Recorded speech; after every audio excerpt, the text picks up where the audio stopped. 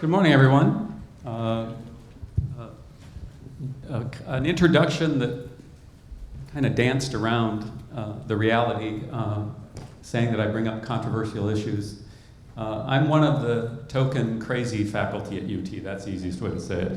Every university needs its faculty who stir things up. But I have been willing to critique power, take on difficult issues, including the most powerful and difficult issue, which is the University of Texas football team, of course. So the fact that I'm still here is quite an amazing feat.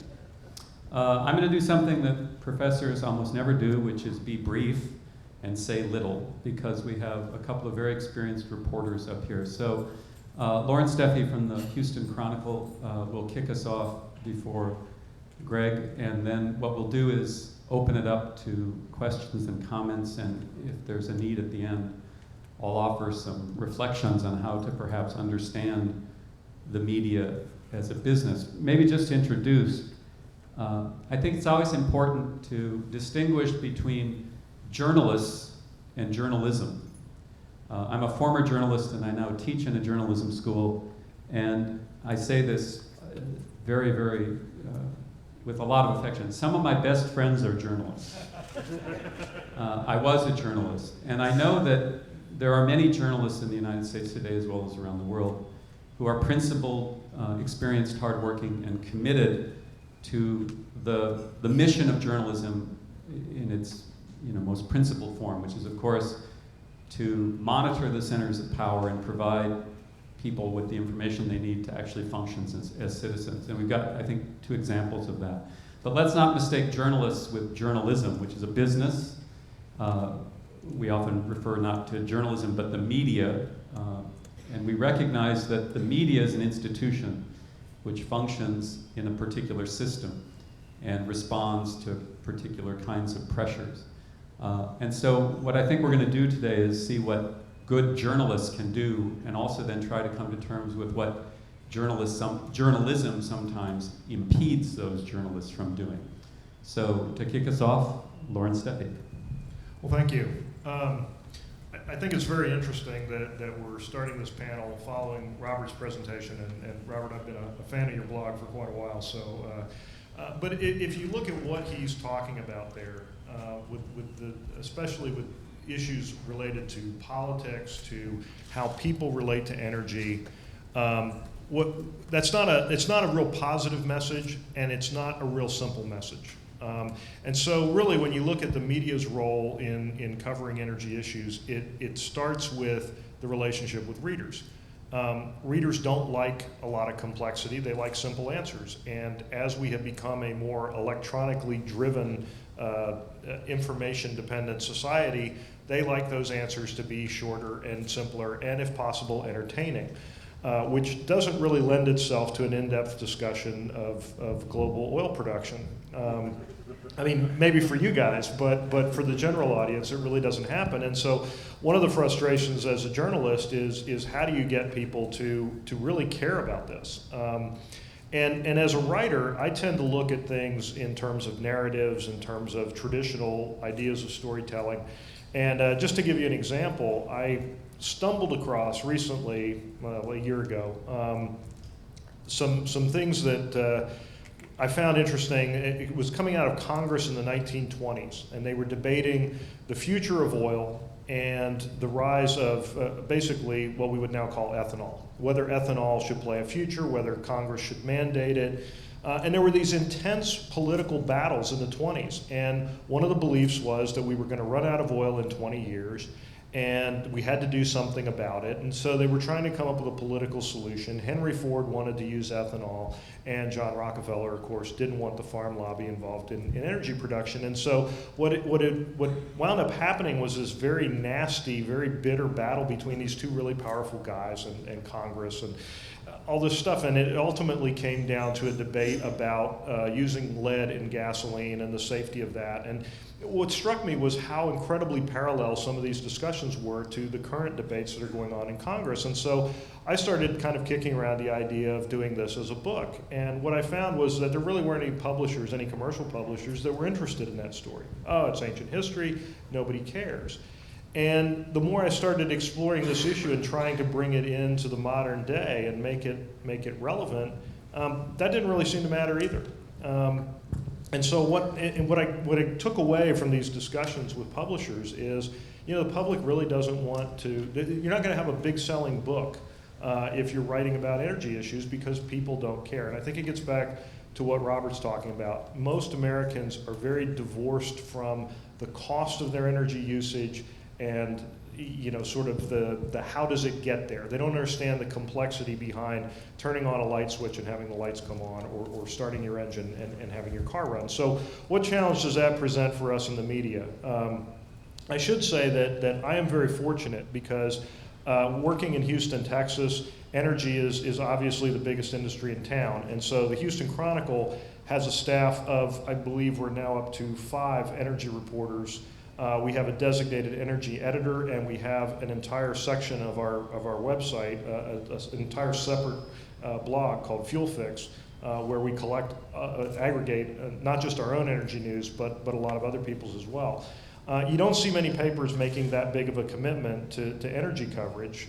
You don't see that many papers making that big a commitment to much of any kind of coverage these days. One of the challenges we face is that the economics of the media business have gotten much more difficult. It is much harder to make money in this business than it used to be. And so as a result, we all are trying to deal with fewer and fewer resources. So when Robert's talking about the political lag and trying to understand this lag between any political action and reality, for example, this became a very heated debate in the recent presidential election. Energy independence versus the green dream kind of thing.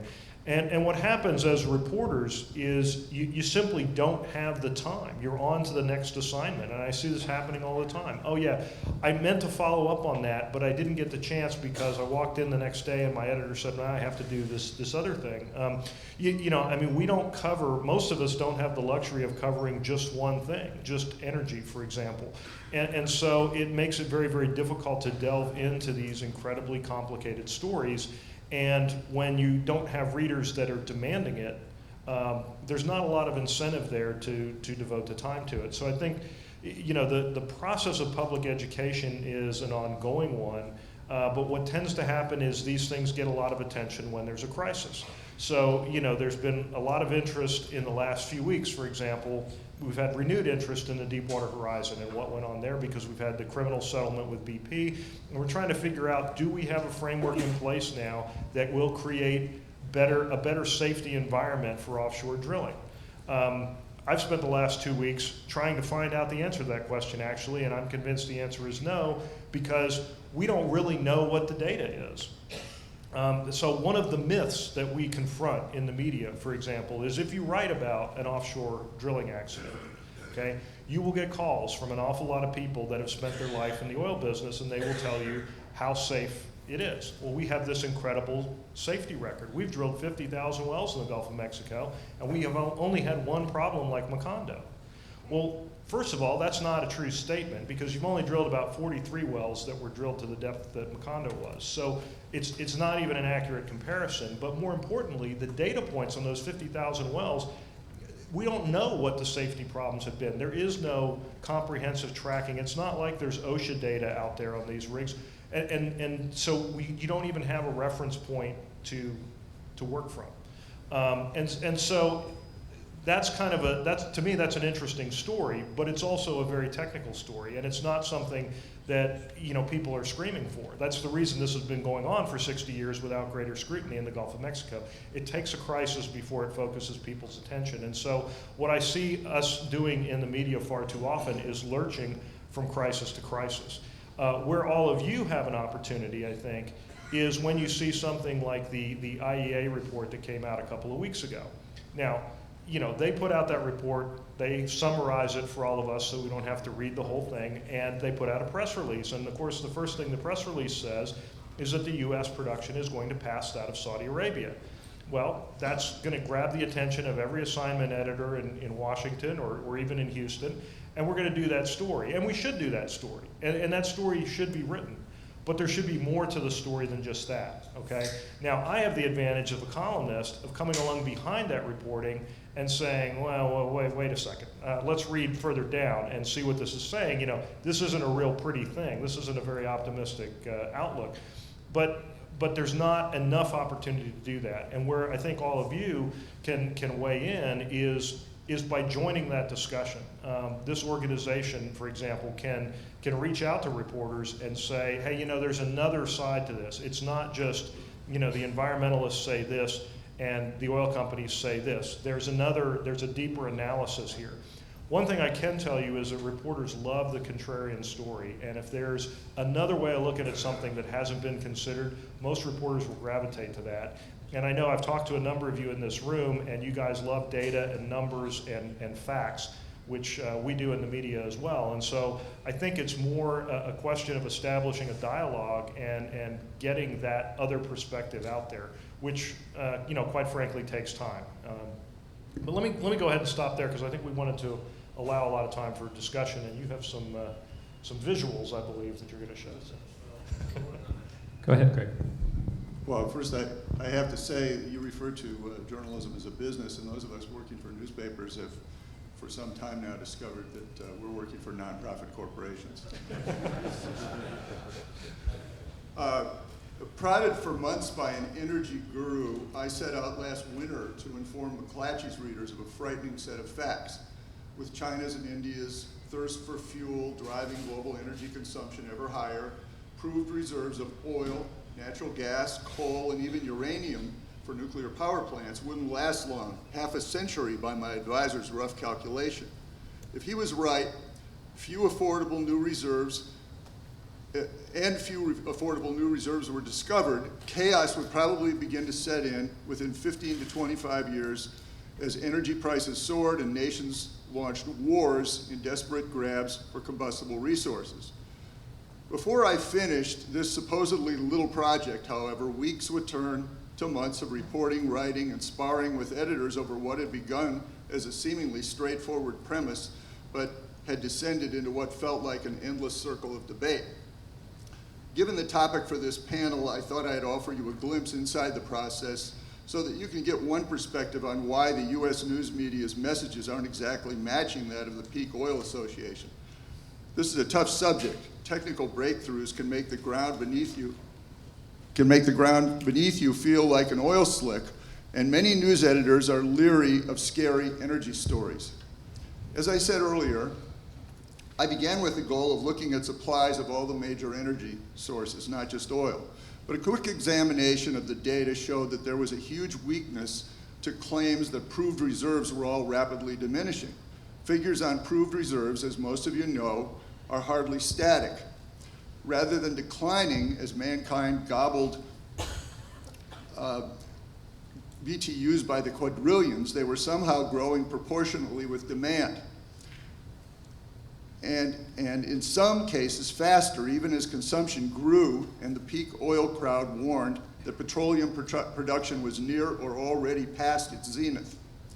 A nearly $500 billion barrel surge in oil reserves had occurred as oil prices had soared past $100 a barrel. Higher prices spurred more exploration and use of costlier drilling techniques to reach deposits that had previously been considered unrecoverable. Whatever the reason, my plan for a shocking little expose aimed at taking the US Information Administration and perhaps the International Energy Agency to task for downplaying the truth had suddenly gotten a lot more complicated. Being a bullheaded sort, I plowed ahead anyway. I don't have to convince anybody here that fallacies, myths, and misconceptions abound about global energy resources. One of the biggest is how long existing reserves will last. Heck, when I started to fret at cocktail parties about the looming global energy crisis, I was hushed more than once by friends, one of whom confidently assured me that the United States has 300 years of coal. Now I was discovering that even the US Energy Information Administration's estimate of 126 years of coal reserves was exaggerated, partly because the government refused to figure in a projected average rate of consumption growth. That reserves to current production ratio was the only number in the agency's forecast, even though EIA's acting chief was insisting to me that the agency does consider consumption growth. As I tried to assess where the truth lay and how to explain it all to the public, I waded deeper into the data, into how rising prices quickly translate into increased reserves, and into the ways in which energy can be altered from one form to another. What drove me was the belief that for a news reporter, few issues could be more compelling.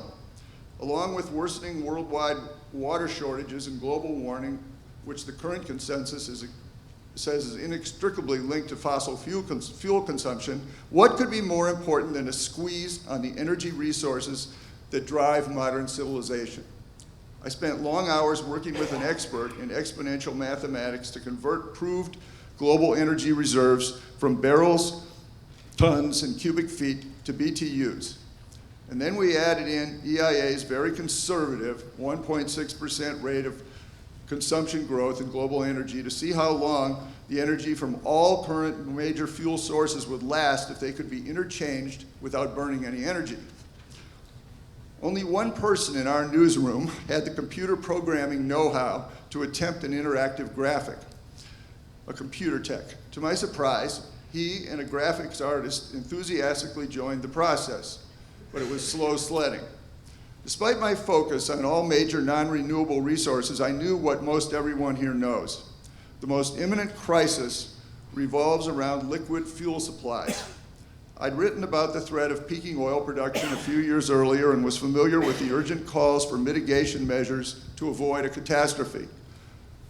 But oil giant BP's widely quoted annual global energy assessment, its petroleum supply estimates seemed to telegraph the same message as the US EIA's, not to worry. I scoured the writings of Peak Oil Association founder Colin Campbell and current president Shell Alec, and I hooked up with them in calls to Sweden and Ireland. I read Bob Hirsch's book, The Impending World Energy Mess, and interviewed him. And I asked for an interview with the IEA's chief economist, Dr. Faith Birol, and was told almost haughtily first to get in line, and then that he wouldn't have a few minutes for an interview in the coming months. I suspected that was actually maybe years. I also contacted Daniel Yergin, a peak oil denier, but one who has managed to maintain high credibility in newsrooms across the country while largely aligning his predictions with those of his industry clients. By the way, Dr. Yergin told me that he likes and respects the leaders of the peak oil movement. As I amassed mounds of information, a new problem emerged. Headlines began to appear in the New York Times, the Washington Post, and elsewhere about a breakthrough in oil drilling technology and shale formations unique to the United States. Hydraulic fracturing, or fracking, was a game changer, declared Marcia McNutt, chief of the Geological Survey. Industry officials crowed that fracking had opened the gates to drilling for vast deposits of oil and natural gas. A Citigroup study likened North America to the new Middle East, also reveling about huge potential from oil and gas wells off the shores of the United States and Brazil. After decades of dependence on Middle East oil, the United States was edging towards self-sufficiency, aided by the passage of new fuel economy standards that would reduce consumption. Rather stunningly, it seemed to me, my story had gotten a lot more difficult and I was really swimming upstream. Being a bullheaded sort, I plowed ahead anyway. I elected to keep my focus on worldwide reserves, not on the giddiness sweeping the US news media. How could the world add 1.5 billion people every 15 to 20 years, I wondered, and keep energy production in step with rising demand? How long could oil and gas production keep growing? Even if oil production hadn't peaked, if demand eclipsed supplies, what difference would it make? Prices would soar and economies would tank. And what if the combined energy content of the world's various combustible reserves is far less than people assume, as our previous speaker alluded? When one of BP's own senior economists told me that nearly all of the increase in oil reserves over the previous decade had come from greater recovery from proved oil fields, I felt a tinge of vindication. Incremental gains and recoveries from existing wells could only delay a crisis, not avoid one.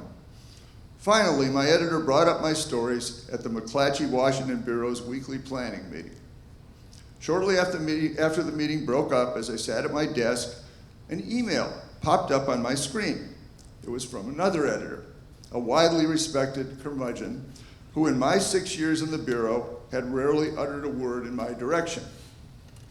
"Consider this," he'd written, attaching a report from Texas's own conservative think tank, the National Center for Policy Analysis. "The history of the petroleum industry," NCPA's paper began, "is punctuated by periodic claims that the supply will be exhausted, followed by the discovery of new oil fields and the development of technologies for recovering additional supplies." Moments later, up popped another email from my suddenly chatty new friend. "Peruse this," it said, pointing me to another reassuring report on the endless supply of oil. I wrote my new guardian angel a note thanking him, but asking where we'd find enough oil to fill an additional 800 million to a billion new vehicles. "We're in a race with the clock," I said, "and the clock seems to be winning." "Very old argument," he replied, "always proven wrong so far." He pointed me to debates dating to the early 70s over warnings from Paul Ehrlich, Matt Simmons' prediction of draining Saudi oil fields, and Daniel Yergin's figures on expanding global supplies, not in the least the boom in the United States for the previous 5 years. I asked whether all these peak oil deniers were being responsible, assuring everyone about plentiful oil supplies as millions of comforted consumers bought gas-guzzling SUVs. "This debate is as old as Malthus," he shot back, pointing to Thomas Malthus's warnings in 1798 that overpopulation would force a return to subsistence living. Then the editor sank the dagger with 4 words. "Energy economics always prevails." Our exchanges continued until he gave a last warning. "You are arguing the side that's always been proven wrong. Ignore the history at the peril of your credibility." Being a bullheaded sort, I plowed ahead anyway. Ultimately, I got my stories published with plenty of protective language at the top about the US oil and gas boom. The stories still included some harsh warnings about the effects of diminishing supplies of affordable oil on economic growth and the sluggish pack of global preparedness for an energy crunch. It's supposed to be the sluggish pace of global preparedness. We also posted our imperfect but still cutting-edge interactive graphic. I don't know if we got it up there, but I thought some of you might. Sorry, just the switch. Oh well. Well, you can find it on the McClatchy site, and you can play with it. It's not perfect because we tried to do it with sliders where you could actually put, we're going to use this percentage of the world's oil and this percentage of the world's coal and this percentage of the world's gas at this, and put a formula in the coming years, and you would see how fast each would deplete. But you have to put the percentages in. If you put the percentages in, you can get an idea. It's somewhat flawed. It took months. This techie just worked nonstop. You had pages of code. It was very challenging. My work didn't go viral as I'd hoped, but the stories did get some play, and they did push back at the happy talk appearing in many newspapers. Most importantly, from my perspective, they laid out for our readers the problem confronting mankind. So if you wonder if it's difficult to get the message that supplies of affordable oil and other energy resources are disappearing, well, I guess I can vouch for that. Thank you.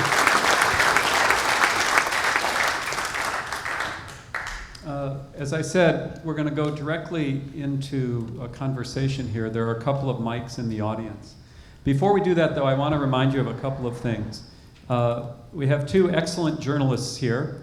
Neither one, I think, is involved in setting the policy for their own news organizations or for American journalism in general. Is that correct? That's true. So if there is a certain kind of frustration with anger at the media as an entity, the 2 gentlemen up on the stage are not the appropriate targets of that, correct?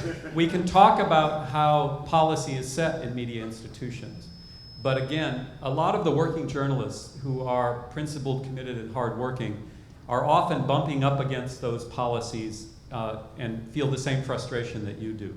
The other thing to remember is that both of these gentlemen work for the print media, which, while it is a shrinking part of the news media, is considerably different in some sense than the electronic media, especially television. And that much of the frustration we often feel with the media in general is really a frustration with television, I think, and the superficiality that is more common in television. I'm not exempting newspapers from their contribution to the superficial conversation in the culture. But to remember to make these distinctions, I feel a certain allegiance to and affection for these two gentlemen and want to make sure they're protected in some way.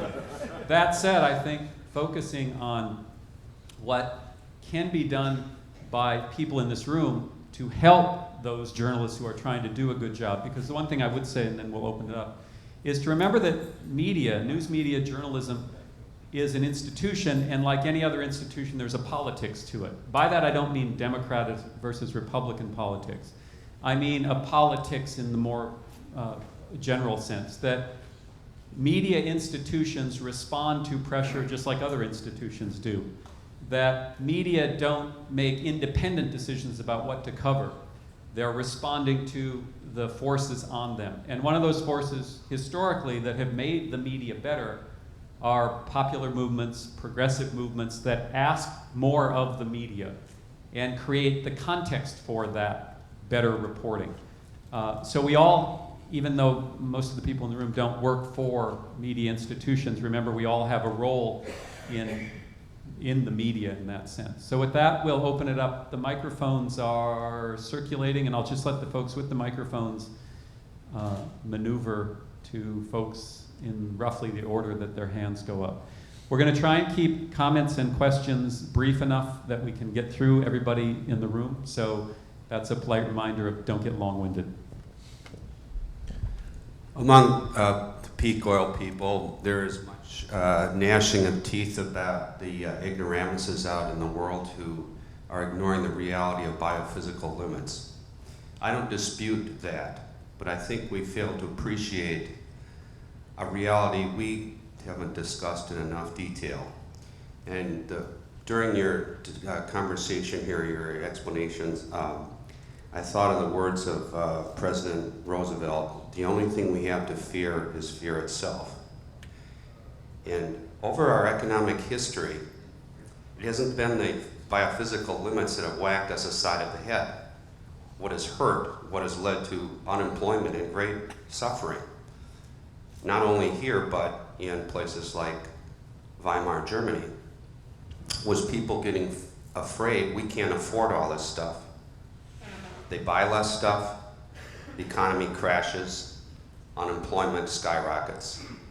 And the fact that you got afraid led to the crisis.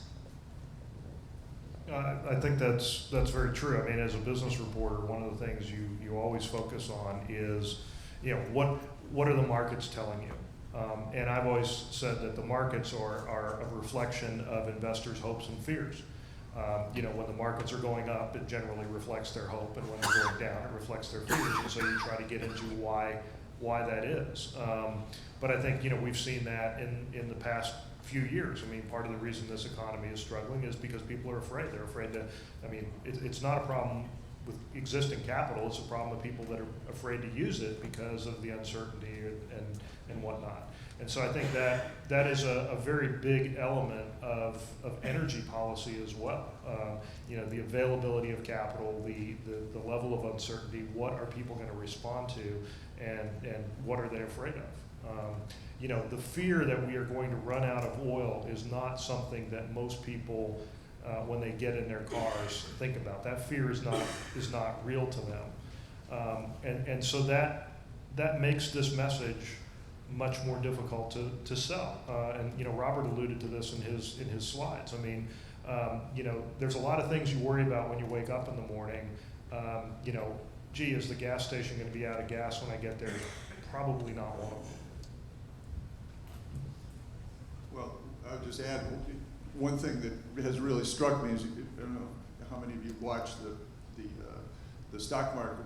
Whenever there's kind of a burst of hope about the economy or some good economic news, oil prices start going up. You can just see connection there. And for me, that strikes fear in my heart when I see that. Because you see, and the second story I did was about the link between energy supplies and how they are going to restrain economic growth. And here we have, you know, the presidential candidates and now the president both declared that they were going to grow the economy, but that may not be possible. Well, now with all this U.S.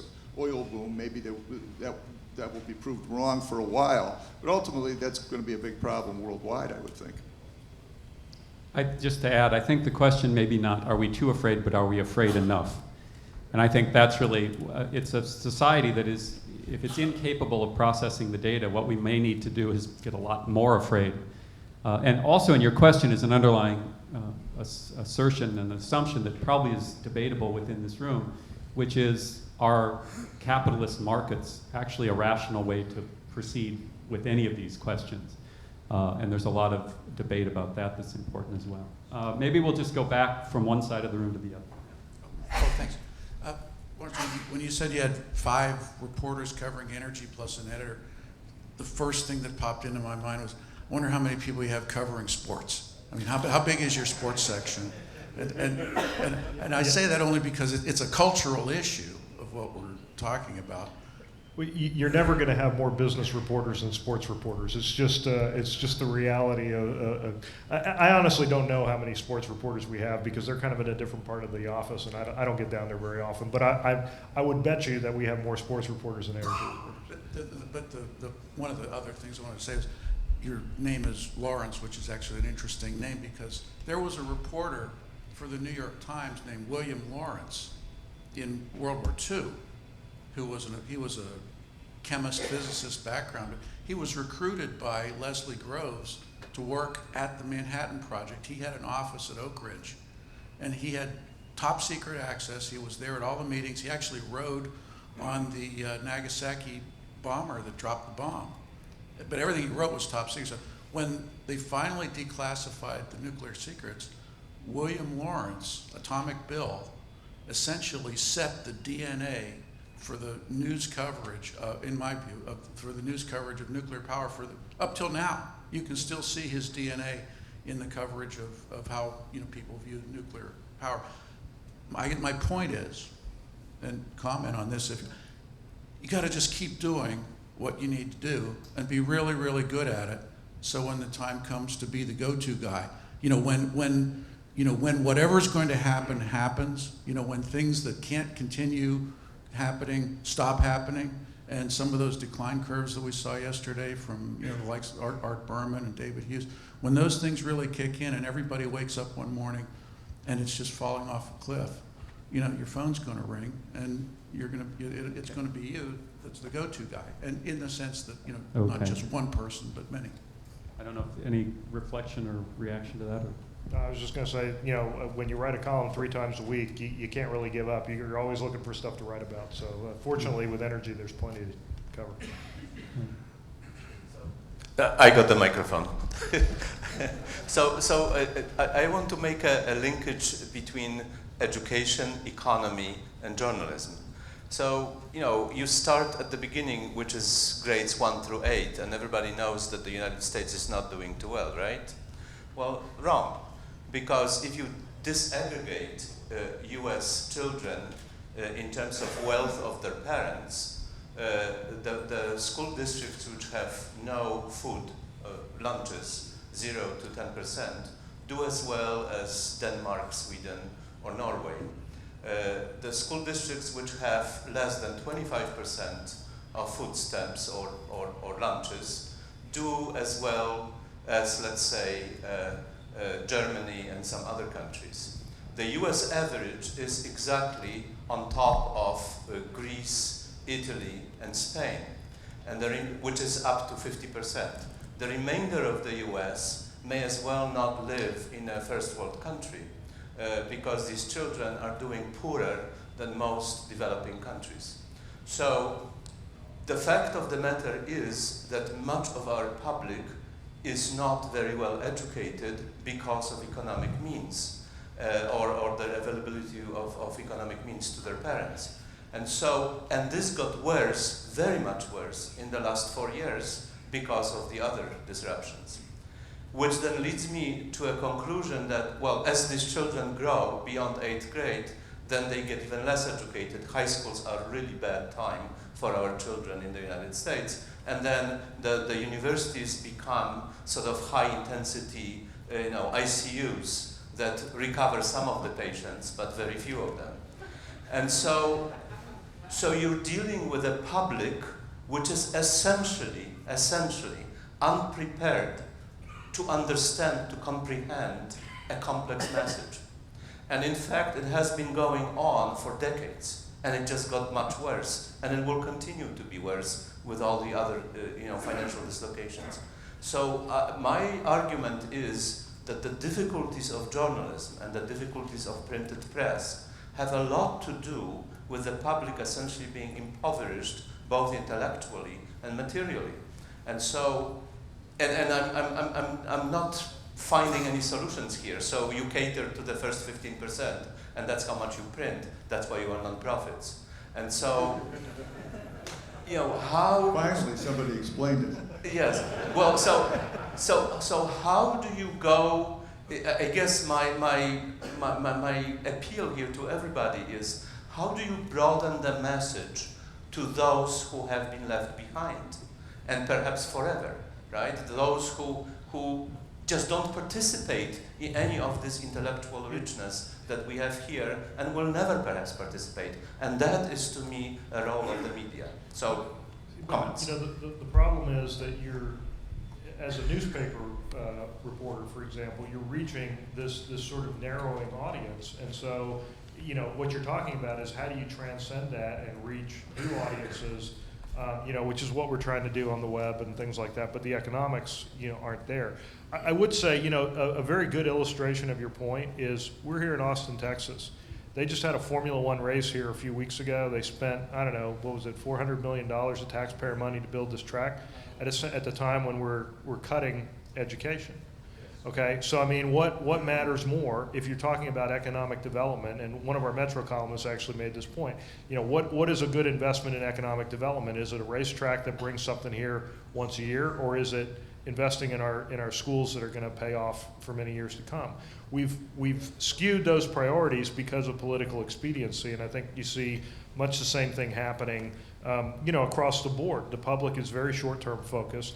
Readers are very interested in what's happening on Dancing with the Stars, and they're not terribly interested on what is happening with peak oil. And I don't know how you compete with that, by the way. And the internet has so changed the game for newspapers as we're fighting to hang on to our circulation for print and to make this transition to online news. Our news holes in our newspapers have shrunk.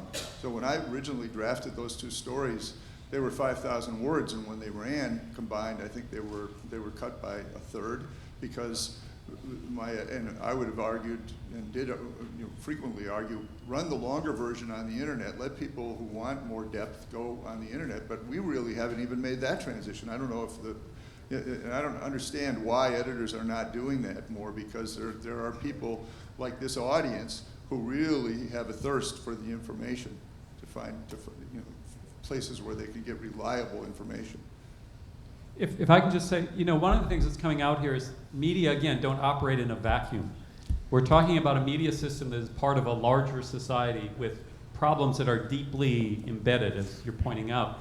One of which, if I can just add, is the fact that one of the interesting stories of the 20th century is the development of the most sophisticated propaganda techniques in history, and the corporate world putting an incredible amount of money behind that. So journalists are not just fighting against the apathy of the public, they're fighting against a propaganda system, marketing, advertising, public relations, into which billions of dollars is poured every year precisely to make sure that people cannot independently come to their own evaluation. It's part of this system, and I think what we're talking about, and I'm glad to see this, is the interconnected nature of problems of education and media and economics in a society defined by mass spectacle, by the UT football stadium and an insane Formula One race at a point where we're dealing with climate change. I mean, the insanity of it all is sort of right up front, and I think it's good to point that out. Back to the point about the number of sports writers versus business journalists. Okay, the question isn't how many sports writers do we have versus how many business reporters. The question is how many energy reporters do we have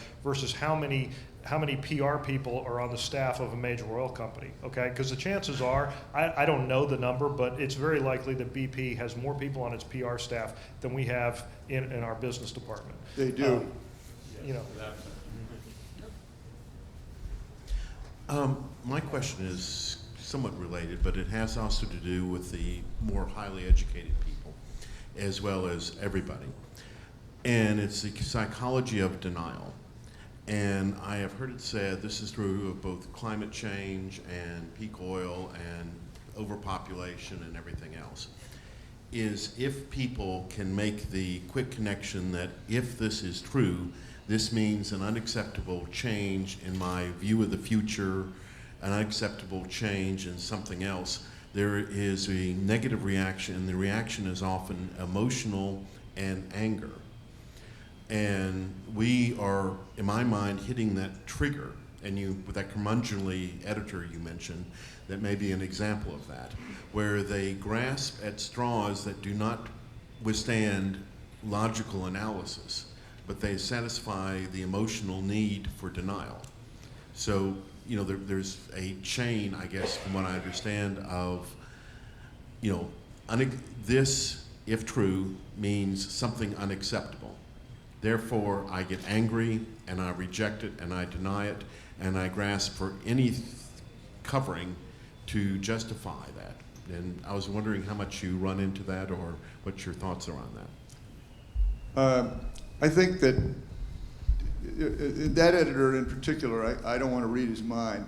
He was a widely regarded editor, and he is not, dogmatic on the far right or anything like that. But he did a lot of editing of energy copy in our newsroom, and so I think he'd seen a lot of Daniel Yergin's pronouncements, and and Yergin's very careful. He walks a fine line, and he does hang on to a level of credibility while taking on the cause that you're all here for. So, but I think that editors just don't want to be burned, and there is a problem because one of the things that happens in the field of energy is that technology changes the landscape frequently. And here in Austin, there's all kinds of research going on energy all the time, and we're always hearing about new ways in which you can get better fuel economy. Now they're talking about turbo, diesel, hybrids that are going to outdo all the latest models that have just come out. And so if you're a reporter now, you're in this field. So maybe you better full time. I'm not. I dip in and out, but it's really difficult to make a broad case for something like peak oil when the game changes around, or not the game, but the landscape changes so frequently. I'm aware, and I can't talk about of some very dramatic potential discoveries in the field of energy, not so much on liquid fuels. So, it's you're watching all this and you're collecting all the information, but you can't be a crusader if you're going to be a reporter. You've got a little more freedom because you're a columnist. That's what columnists are That's for. what you get to do. But I think I've always been a big believer that reporters should change beats pretty frequently, and one of the reasons is that I heard a police reporter once describe years ago how covering something like the police beat over a long period of time can become a radicalizing factor. It affects your views on how you see things. You get closer and closer to it, and what you always want, is people who are willing to ask questions that maybe somebody in the industry hasn't even thought to ask. And so that outside perspective is valid. It has to be an informed outside perspective, and that's where things get tricky. But I think that too often, you know, when people cover the same thing for too long, they start to assimilate many of the views of the people they cover. And so that's one of the reasons you see big papers, for example, the New York Times does this pretty regularly. They'll move people around on beats. And you kind of want to encourage that as a news organization because you want to keep that fresh perspective. The danger in it, the other side of it is, of course, then the new people have a much bigger learning curve, and that can also lead to problems. So you have that constant balance. The schedule is being adjusted a bit. We are going to go to 10:45, but I've been asked to remind you all to keep your comments short because there's a lot of people who want to talk. Next.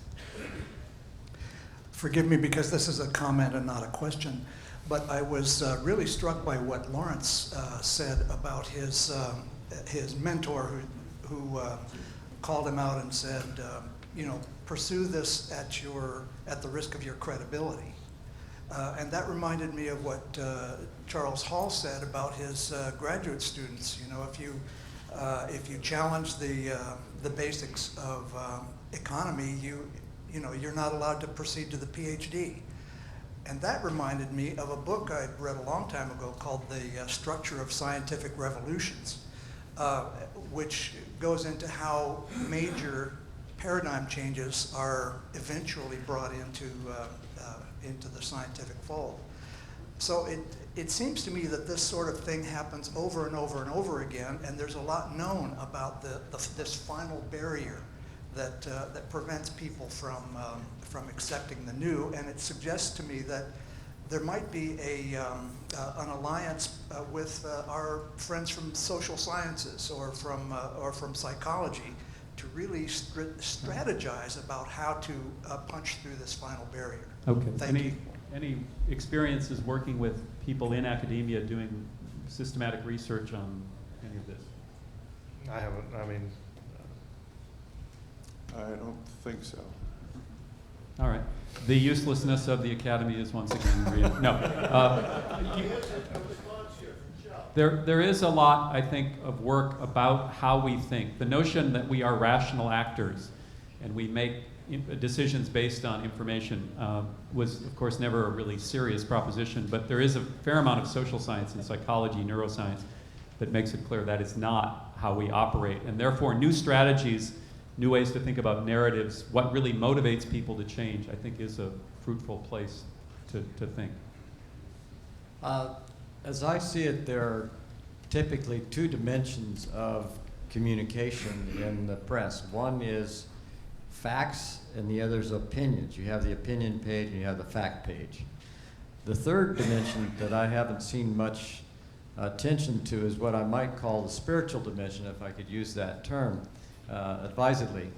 Namely, that I see within our whole framework here a moral dilemma, which is that what we're doing right now is we're burning our children's inheritance. And I've seen very little attention either here in our own milieu or in the media about how it is that what we're really doing here worldwide is we're on a mutual race to the bottom of the barrel. And I'm just curious if any of you had any thoughts to how we can call upon our moral fabric to repurpose, reposition our outlook on this dwindling resource relative to intergenerational equity. So maybe commenting on how difficult or easy it is to bring in moral and spiritual questions into reporting on this kind of topic. Well, I think you just got your next column, Loren. well, you know, obviously as an opinion writer and as, with a column, it's much easier to do that because you can bring in elements, you know, personal experience, personal insights, you know, that sort of thing. And I do think that there is a moral underpinning, not just to energy, but to business in general. And it is something that I write about pretty frequently in my column. And when I write about issues involving, you know, the energy independence. I mean, I've said that I think that these are dangerous distractions for the public. It gets people focused on the wrong thing, and I'm trying to do what I can to steer attention back where I think it ought to be. But I'm one voice, so but I think that this gets back to sort of the traditional role of newspaper editorial pages and whatnot, which have changed a lot over the years, but it used to be that an editorial page was the newspaper's vision of what things ought to be, and it was a way for newspapers to kind of set the agenda on these sort of moral issues that underlie the daily news. Okay. Yeah, I want to mention something that I think is a big hindrance to this peak oil message. And I gave a presentation yesterday. I'm not completely aligned with this group, but I'm not opposed either. I actually think what they're doing is really important for the world. But I think back to a paper that came out in the early 70s called The Limits to Growth. And I think it was totally misquoted. I think it was strip quoted by the media. There are still some of the people around who were part of that organization. They still say they were strip quoted, but anytime that I bring up anything about any kind of limit of any resource whatsoever to a lot of people that I know, these are educated people. I don't know how you deal with the people that Tad was talking about, but they'll say, oh, well, just think back to the limits of growth. They were totally dead wrong.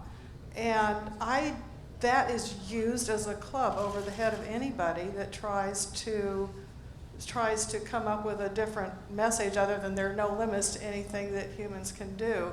And I don't know if there's anything the media can do to try to beat some of that back, but I think that's part of the problem with this peak oil message is because people say, well, somebody's always saying stuff like this and it never comes true. Maybe this is excuse me, sir, you don't have the microphone, please. The question I think that's raised by that comment is time frame.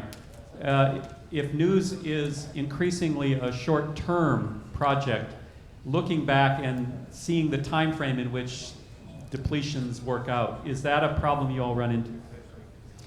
Well, I was just going to comment that I actually talked to one of the authors of that paper. He didn't have time for me, but he said he had a few projects before he wasn't he's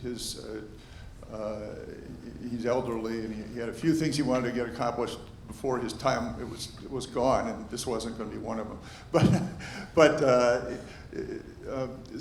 back to the question is the short time frame and how do we do this? And I think that part of the big issue here, that we haven't talked about, is that energy is eating up more and more of the GDPs of the countries of the world, and it's really starting to drive everything. And the public's not very well educated about the damage that's being done.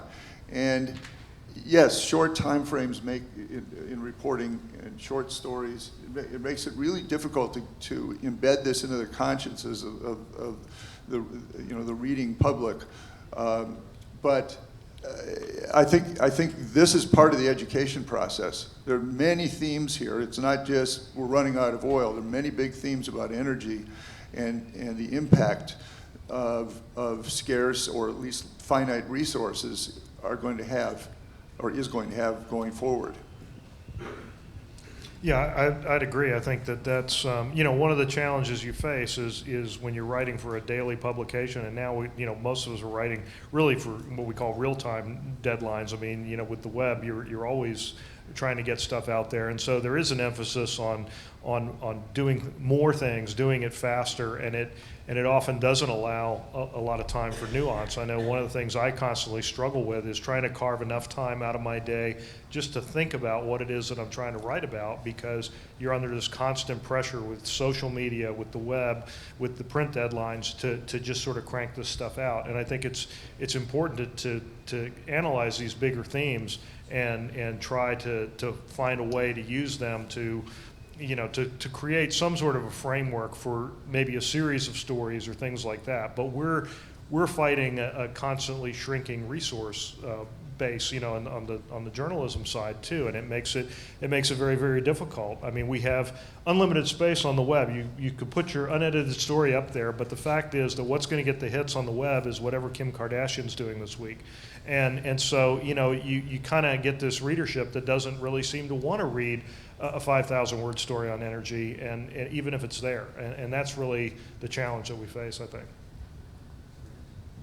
So when you look back at your energy stories that were most popular, that were most successful in the newspapers, what are the common themes in those articles, and how can we incorporate those themes to reach a broader appeal? How can we spin the story of peak oil to reach a broader audience?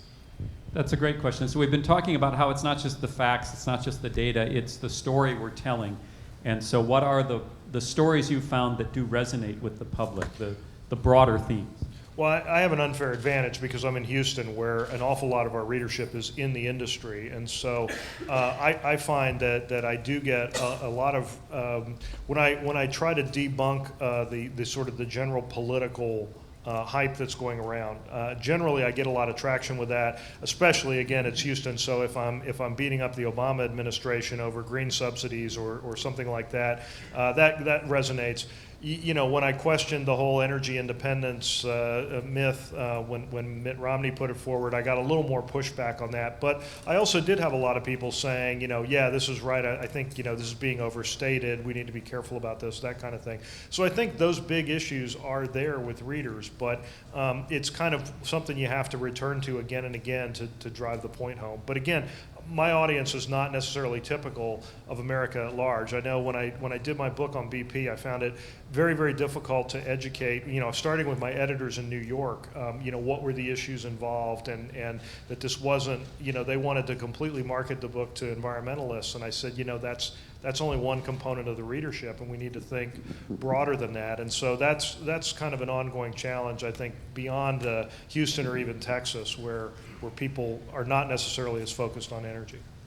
I haven't written a huge number of stories on energy, but when I was with the Minneapolis Star Tribune's Washington Bureau in roughly 2006, I did a peak oil story, a quick project, and I just immersed myself. I got to talk with Matt Simmons and of course Daniel Yergin, and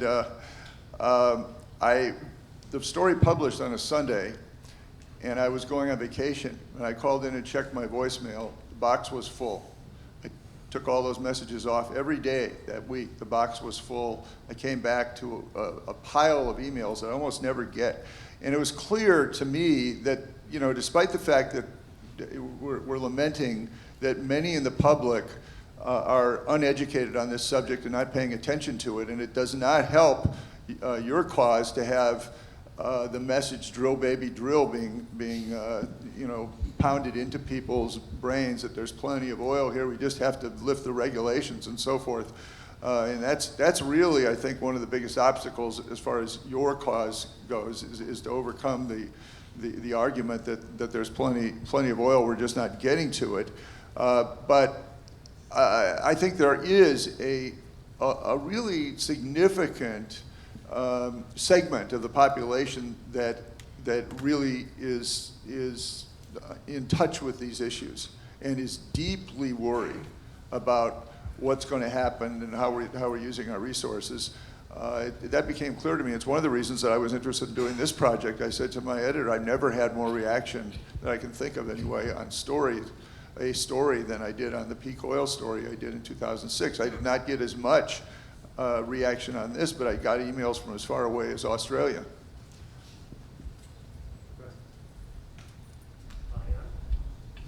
Hi, I'm Doug Hansen from San Diego. So a quick observation to support what you're doing. I've operated in 3 worlds at a fairly deep level: financial services, which I'm an advisor, climate change, which I've been a long-time activist dealing with scientists at Scripps Institute, and then this group here, which I esteem very highly. This is a fantastic group of people. And what I notice is there are some surprising gaps of knowledge, which is part of your benefit of what you're doing for society. The folks in the climate change world are woefully unknowledgeable about anything we're talking about here. Now, I don't know about your knowledge on climate change, but my experience is it's not talked about much here. It's either rejected or maybe it's just not that considered. In financial services, I don't have a clue about any of it. So that's just an observation that there is a need to bridge the gap beyond what Tad's saying, the uneducated. Among highly educated people, I see a real problem of siloization, and I've seen that a lot. So it's just an observation. The second is, I belong to a group called Citizens Climate Lobby, and I'm throwing this out, and I was insistent on raising my hand because there's something tangible I think that we can do. Because there's a lot of theory, and what we need to do is make a difference.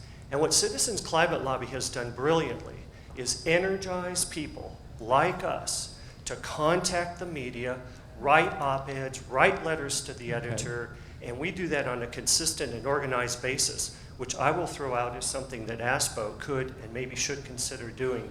Because the media, if you hear from people, doesn't that make a difference to you? Like, you get letters, you get calls, and you go, oh, people care about this. Yeah, and it also helps to find, knowledgeable sources that are willing to talk to us. I mean, I think that's important. But to the siloization of knowledge, I think that's very true. I mean, one of the things the internet has done is fragment our readership, and so people are much more focused only on what they need to know and what they're concerned about, and so it's really kind of changed that. I don't see sort of the broad intellectual curiosity in readership that I used to see when I first started in this business. Because everybody can focus on only what they're concerned about, and that actually plays to the political overtones. When I mentioned earlier, part of the reason I got some pushback when I wrote about energy independence was because obviously Houston is a very Republican city, or Texas in general, certainly the oil business. And so, there's this sense of teams now in politics, and you've got to either agree with everything the team says or disagree with it all. And you see that affecting energy policy as well. And what we need is more people that are willing to delve into those nuances and say, regardless of what party I belong to, this is an issue that we need to get into in more detail. I was wondering whether there is a professional association of energy journalists, or you at least have a listserv or discussion group to talk to each other behind the scenes. And I'm sort of assuming here, or hoping, that there's more than just the 5 at the Houston Chronicle. So the question is about how journalists communicate with each other and how that might be useful to folks in the room. Yeah, there's. I'm not sure that there's a group of energy journalists specifically. There is a group. Reporters. Yeah, there is a group called the Society of Environmental Journalists, which deals with a lot of energy issues and coverage of energy issues. And then, of course, business reporters in general have their own association. In fact, if anything, I might argue there's too many overlapping journalism organizations, but I don't think there's one specifically dedicated to energy. I'm not aware of one.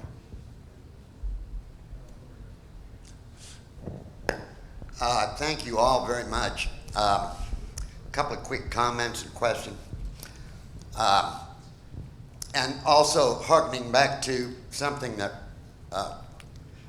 Robert Rapier said that I would like to challenge. And this is often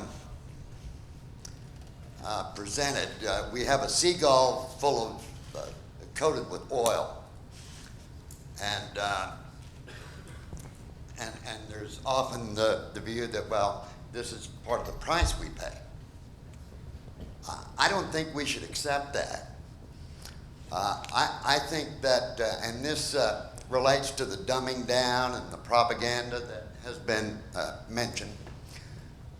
I don't think we citizens, imperfect though we are, should bear equal responsibility and guilt, if you will, as do our corporate leaders.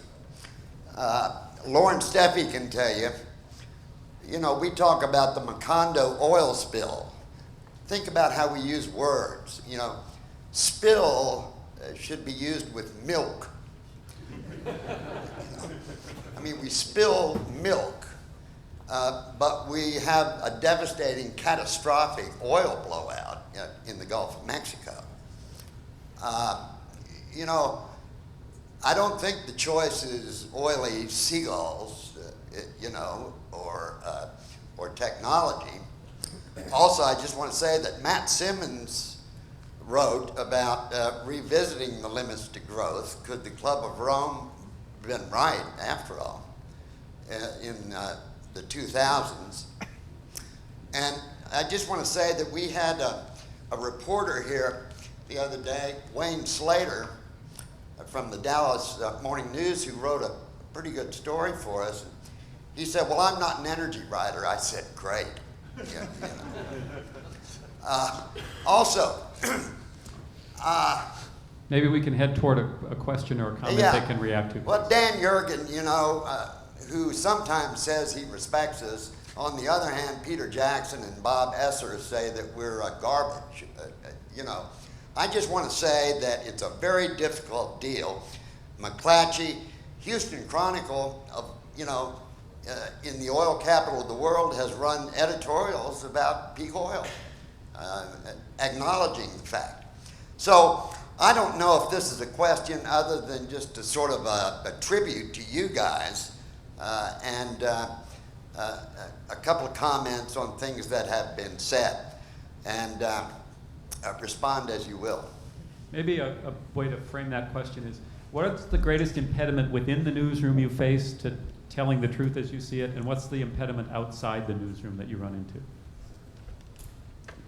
Well, when I started this project, it's funny, my editor said, well, it's not going to be another peak oil story, is it? And oh, no, I'm looking at all the resources, and that's how I began this project, but it became very clear that no, you had to gravitate back to peak oil because, or it didn't even have to be peak oil, but just oil, you know, the availability of oil versus demand in coming years. And I think that there was immediately this sort of, well, we're not going to just write the same story over and over and over. And that's one of the biggest problems you have in the media, getting message out about this whole issue of global energy resources, is that it's the same story over and over. And editors want surprises to catch people's attention on their front pages or their websites, because it's the same story. But the problem is, it hasn't been solved. And like so many of these intractable problems facing the planet, you have to write the same story. You have to find new ways to do it. But you got to get past that resistance from editors. We can't just be repetitious. You run into that? Well, I run into it a bit, but as a columnist, I, again, have a little more latitude because the column is my opinion, and the understanding I have with the Chronicle is I pick the topics and I pick how I want to become a columnist. And so it does give me a little more advantage. I don't have to deal with what I call the fire hydrant effect, which is where, you know, you have a whole bunch of editors and they all feel like they have to hike their leg on your story as it goes through the process. I get to avoid that now, which is nice. But I do think that you know, there is resistance from the outside to a lot of things that we write, and the mention of oiled birds kind of raised that point in my mind.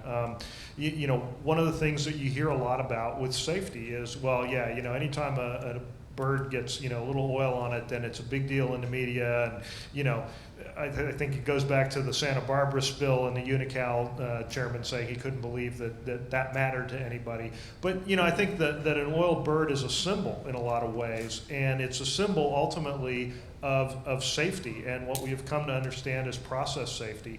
And there needs to be more discussion into how we are monitoring that and what sort of goals we want to have for safety. I mean, is that oiled bird the price we have to pay, or is there a way to reduce the number of incidents where that happens and hopefully reduce the incidence of the loss of human life?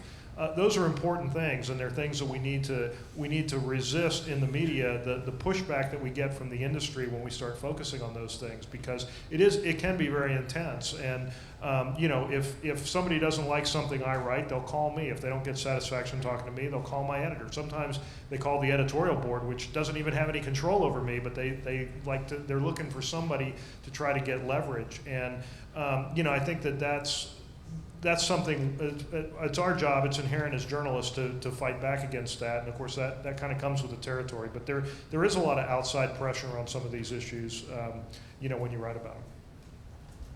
Looking around. Hello, yes. Kjell Areklet. In my book here, Peaking and Peak Oil, I'm taking a real case for the journalist. And you probably know this guy, Russ Poole from Austin here, writes for the New York Times. No, it was the journalist.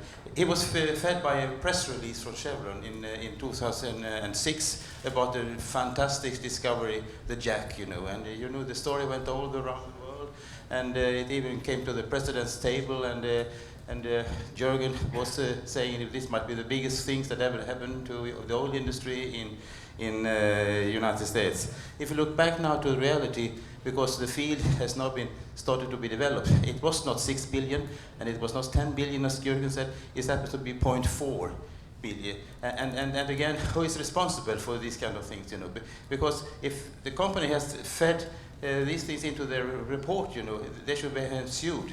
But I found out from a conference that a press release from an oil company, they can never be sued for if they say not telling the truth.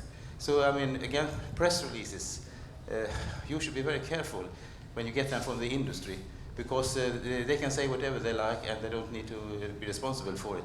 But what do you think about a story like this? Is that something that should also be discussed? How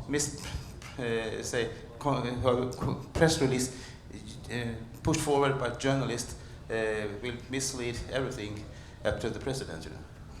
Maybe we can, the point is that the industry has a lot of money and puts a lot of effort into trying to influence journalists. Maybe you can comment on how much of that you get, and then what would be helpful to journalists as a counter to that. So people in this room, what can they do? Maybe we can, since we're wrapping up, we can end on some very practical advice on what people who want to challenge the industry's propaganda.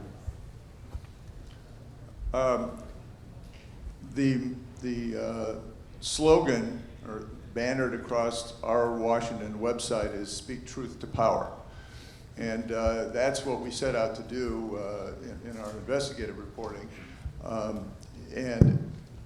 It's hard work, and it requires facts, which are constantly challenged or spun by usually the side that you're looking at pretty hard. And that's when I think basically one step that I'll throw to this group, which has some, I know, some very bright minds here, is gather the facts and have them ready, and certainly don't be shy about offering them to journalists. I'm always happy to get whatever information I can, especially if it helps me come up with a way to debunk some significant statement or position by industry or government. One of the great reporters for Hearst newspapers, a guy named Eric Nalder, and he's won a number of Pulitzer Prizes, and he always says that the most important question a reporter can ask of a source is, how do you know that? And the second most important question is, who else do you know who knows that? And I think that's really, really important. When we're calling you, yes, we're looking for quotes, yes, we're looking for information, but we're also looking for facts. And one of the things that I've found with some of the folks in this room that I've spoken with in the past is you guys have a lot of facts at your disposal. And if you can send me data, if you can send me charts, if you can send me things that are objective in their nature, then it enhances my credibility as well as your own. And so that's really what I'm looking for. I think we're all very focused on the fact that oil companies tend to put their own views, their own spin in press releases.